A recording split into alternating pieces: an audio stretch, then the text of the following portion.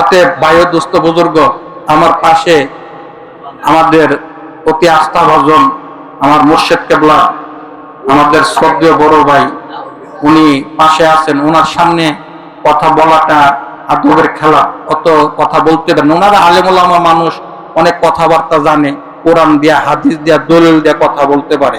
আমার কোরআন শরীফও আমি জানি না, হাদিস শরীফও জানি না। আমি আউন্তি আর দাউন্তির মাঝে আছি।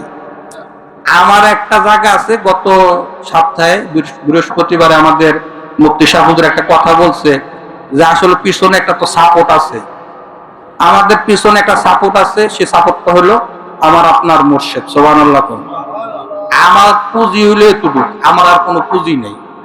এই পুঁজি দেই, লড়াচড়া করি, আর হইলো ময় মুরব্বীদের দোয়া আছে আমার উপরে।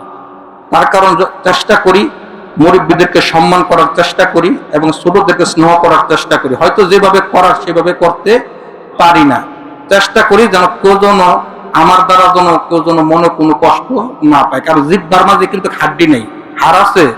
জিব্বার মাঝে হাড় নাই, কিন্তু হাড় নাই, এই হাড় ছাড়া জিব্বা দিয়া অনেক মানুষের মন ভাঙ্গা যায়। কথা ঠিক কিনা?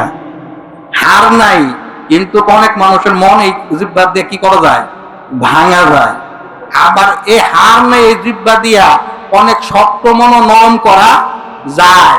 হার নাই, এই জিব্বা দিয়া অনেক মানুষের মন জয় করা যায়। কথা ঠিক কিনা?